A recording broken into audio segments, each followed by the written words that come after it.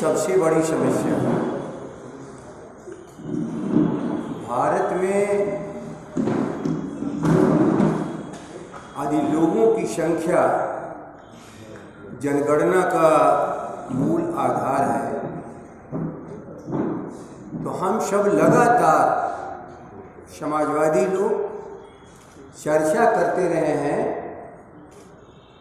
कि इस गणना को वैज्ञानिक ढंग से किया जाए और इस गणना का, जनगणना का एकमात्र कारण होता है कि देश में विभिन्न समुदाय,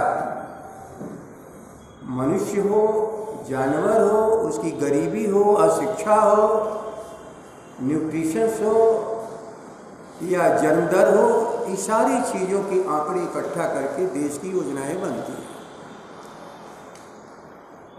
लगातार योजनाएं बनती रहें, लेकिन उस योजना का विस्तार जो सबसे निचली भारत की इकाई है, गांव के गरीब या नगरों में भी रहने वाले, फुटपाथ पर जीवन बिताने वाले, ठेले चलाने वाले या इस देश के आदिवासी और बंजारे लोग, कभी भी इनकी कायदे से गणना नहीं होती है कि इनके लिए भी कोई योजनाएं तरीके से बन सके। ये ठीक है कि अंग्रेज़ों के ज़माने में गुलाम भारत में 1931 में गणना हुई, उसके पहले भी गणना होती रही, लेकिन उसके बाद धार्मिक आधार पर जनगणना होती है, लेकिन जातिगत आधार पर गणनाएं नहीं होती हैं।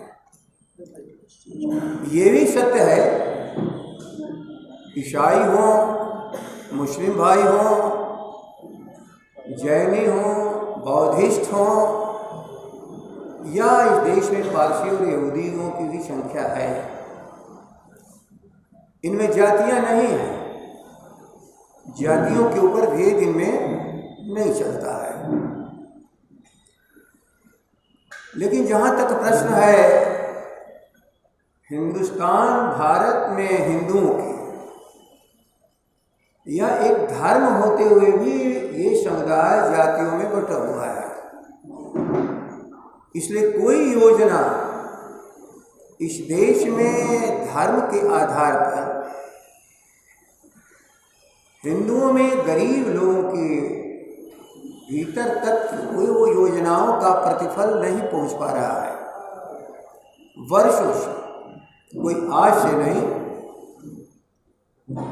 बल्कि समाजवादी आंदोलन की मूल धारणा रही है, यदि इस देश के विकास को निचली स्तर पर ले चलना हो तो समस्या के साथ साथ किन लोगों में समस्या है इसकी समझ होना आवश्यक है, क्योंकि एक समेकित समस्या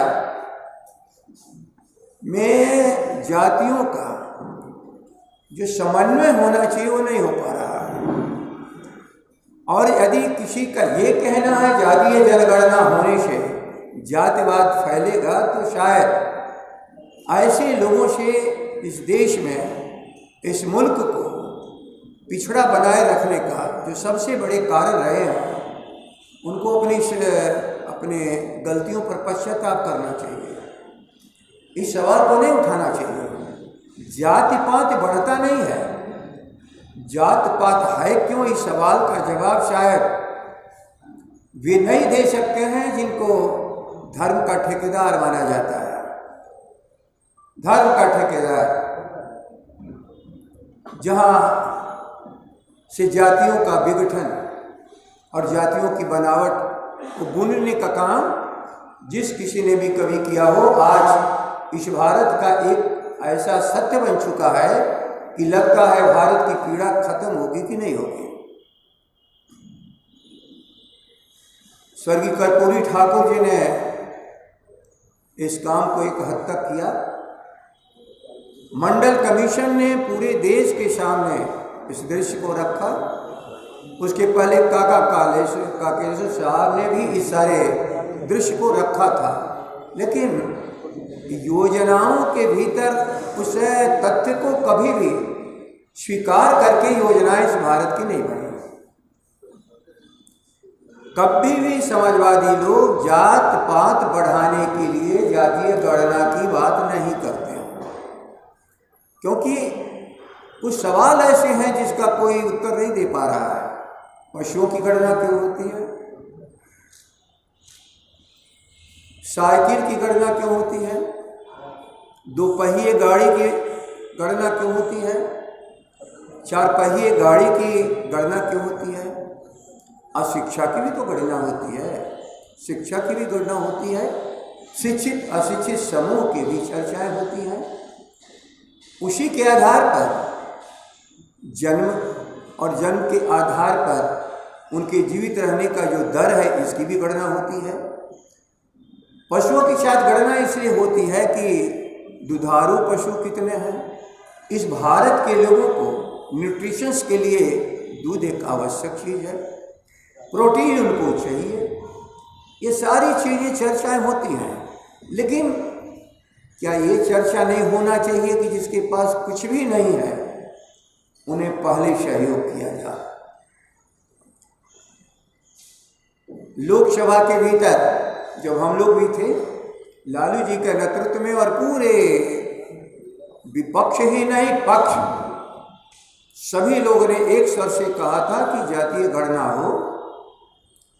थोड़ी सी एक समस्या उठी थी, जातीय गणना जब बात उठ रही थी, शुरुआत में बात नहीं माना गया, लेकिन फिर गणना हुई। आर्थिक सामाजिक पिछड़ापन ये सारी जनगणना के आधार बना करके हुई, लेकिन उसे गलत मान करके या सही है या गलत कभी देश के सामने उसको प्रस्तुत नहीं किया गया। इसलिए हम किसी सरकार को ऐसी जगह पर कि उसको परेशानी खड़ा करने के लिए मांग नहीं करते हैं। और जहाँ तक रहा है बिहार का, राबड़ी जी हों, लालू जी हों, इस गणना की बात होती रही। और अभी वर्तमान मुख्यमंत्री सम्मानित श्री नीतीश कुमार जी 2 बार विधानसभा में इस प्रस्ताव को सर्वसम्मति से स्वीकार करके भारत सरकार के सामने प्रस्तुत किया गया। भारत सरकार आनाकानी के बाद श्रीमान नीतीश कुमार जी ने कहा कि तेजस्वी जी के कथनानुसार उनके पत्र के आधार पर सारे विपक्ष को लेकर के मैं दिल्ली आया हूँ। भारत की सरकार के सामने कहा जनगणना होनी चाहिए, ये बिहार की इच्छा है, किसी दल विशेष की नहीं, पूरे बिहार की इच्छा है। शायद भारत सरकार ने नहीं माना, लेकिन छूट दी हर राज्यों को कि आप करा लीजिए। अब इस बात आनाकानी हम लोग लगातार देख रहे हैं, इसलिए आप लोग के सामने हम लोग आना पड़ा। कल भी एक सवाल आप लोगों में से कोई कर रहा था, जिसका संक्षेप में मैंने जवाब दिया, लेकिन ये बिहार का देश का ज्वलंत मुद्दा किसी के दबाने से दबने वाला नहीं है। सम्मानित मुख्यमंत्री जी, अपने वचन पर दृढ़ रहिए। हम लोग वचनबद्ध हैं। इस मुद्दे पर सर्वसम्मति है बिहार की विधानसभा की, और किसी भी हालत में इस काम के लिए आप आगे बढ़िएगा तो किसी भी संकट का सामना करने में राष्ट्रीय जनता दल प्रतिपक्ष के नेता तेजस्वी जी के नेतृत्व में आपके साथ खड़ा है पूरा महागठबंधन, क्योंकि महागठबंधन की तरफ से लगातार ये मांग आ रही है और भारत के सभी दलों की तरफ से ये मांग है। संयोगवश जिन कारणों से जनगणना की भी शुरुआत नहीं हो पाई, इसलिए जनगणना तो पूरे देश के आधार पर होना ही चाहिए। लेकिन भारत की सरकार के सामने क्या अड़चन है वो जाने। डबल इंजन है, एक इंजन बिहार में है, आप एक मोदी जी हैं दिल्ली में, हम लोग से कोई संपर्क नहीं है। लेकिन बिहार का सर्वसम्मति प्रस्ताव से यदि आप नीतीश जी अलग जाएंगे तो ये पूरे बिहार के साथ धोखाधड़ी होगी। कभी एक पत्रकार बंधु कल कह रहे थे सभी दल तैयार हैं लेकिन भारतीय जनता पार्टी तैयार नहीं है। मैं आज कह रहा हूँ, दोहरा रहा हूँ, भारतीय जनता पार्टी बिहार की सरकार का अंग ही नहीं है, बल्कि एक सशक्त दल है और सबसे बड़ा दल है। जो 4 दलों का मिली जुली सरकार है, उसमें सबसे बड़ा दल है, तो सरकार का हिस्सा है वो। और सरकार मुख्यमंत्री कहलाता है और बाकी लोग मंत्रिपरिषद के सदस्य सलाहकार होते हैं। मैं तकनीकी बात कर रहा हूँ। और जो सरकार का नेतृत्व करता है, उसे जो भी मंत्री अलग जाने का प्रयास करता है, उसे मुख्यमंत्री को मंत्रिपरिषद से हटा देने का पूर्ण अधिकार है। नीतीश जी, जो आपकी सलाह, जो आपके इस नेतृत्व जिसका आप कर रहे हैं, जो आपके इस नीति का समर्थन नहीं कर रहा है, विधानसभा के दिए हुए आदेश निर्देश को नहीं मान रहा है, आप उनको हटाइए। आप जरा भी तुम संकोच मत करिए। इस बिंदु पर राष्ट्रीय जनता दल तेजस्वी जी के तरफ से जो निर्देश है, मैं आप सबों के सामने और बिहार की जनता के सामने रख रहा हूँ कि राष्ट्रीय जनता दल बहुत कुछ भूल करके भी इस बिंदु पर जब आप आगे बढ़ेंगे तो आप अपने को अकेला महसूस नहीं करेंगे। विधानसभा का सबसे बड़ा और सशक्त दल और महागठबंधन समर्थन करेगा आपका इस बिंदु पर कि जातीय जनगणना का आधार इस बिहार में कायम करके ही गणना हो। और जनगणना केवल अंकों का खेल नहीं है, समस्याओं की तलाश है। और समस्याओं की तलाश में जब तक सही बिंदु पर सरकार नहीं पहुंचती है, उसका हल भी नहीं निकाल पाती है।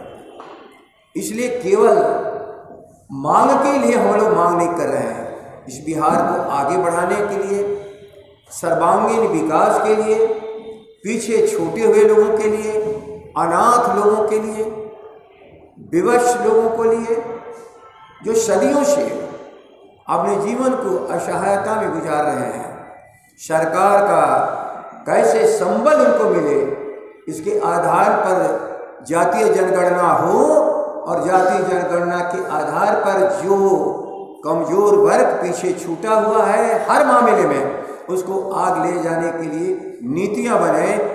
इसी काम के लिए मैं आप लोगों को कष्ट दिया था कि नीतीश जी घबराइए मत, हम लोग सार्वजनिक रूप से, आप कभी कभी पलट जाते हैं, लेकिन हम लोग सार्वजनिक रूप से कहते हैं कि हम लोग अपने स्टैंड पर कायम है कि यदि आप जातीय जनगणना कराइएगा तो राष्ट्रीय जनता दल समग्र समर्थन आपको करेगा।